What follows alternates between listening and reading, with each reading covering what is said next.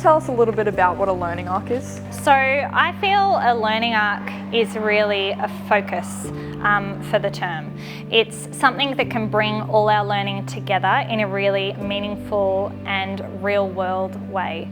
Okay, so at Novoschool every term we have a different learning arc, and that means we have a broad umbrella that we tie all our learning into.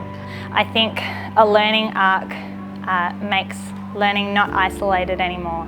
It joins it all together, and I think it really targets some big picture ideas.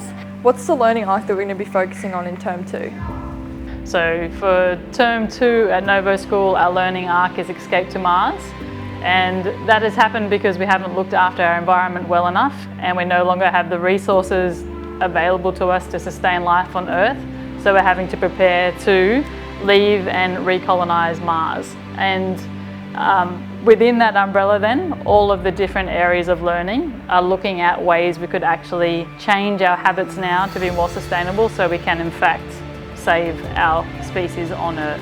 This is a really exciting one, particularly from a STEM perspective, but it really does incorporate every subject into it.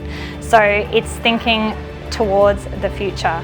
It's helping us review the past and learning from that to design a better future. What are some of the activities students are going to be looking at? Okay, so the activities for this term, we are designing the school to be an escape room so that parents and friends of Novoschool, when they come in and do the Expo Night tour, actually have to try and escape the school and get onto the pod to go to Mars.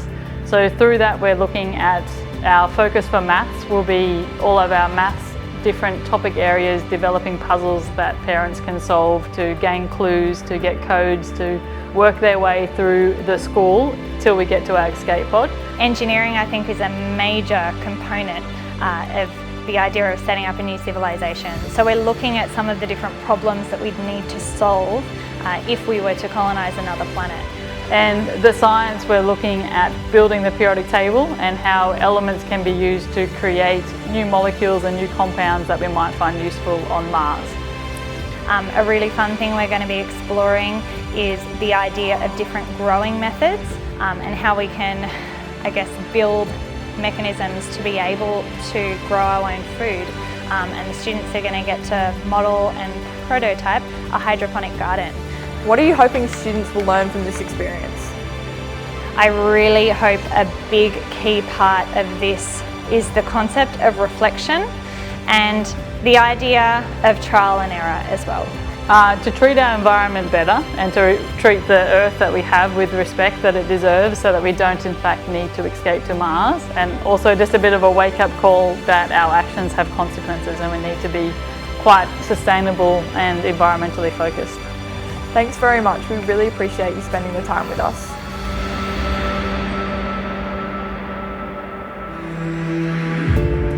So I put a visor so you can learn from your mistakes and always look ahead. And I kind of put that on because, like, you know, everyone makes mistakes and it is important to move on.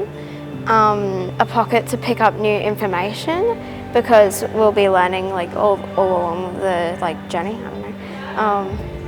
And then a radio because you can always ask for help, and I put that on there because, like, you know, sometimes you always need help. They represent stability, so like you've got to have like good plan and stuff. I like my radio to represent communication, and a compass to represent finding a way. I put the name on there to remind yourself to always be yourself, because sometimes you can kind of like drift away from like what you really want to do with other people. I like this one, my emergency potato. It represents a second chance.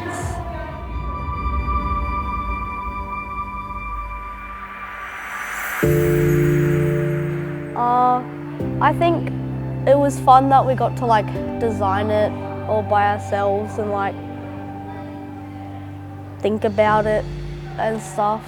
Yeah, I really liked it. Like sometimes I am good at making metaphors, I would say, I think. And I actually really like writing metaphors.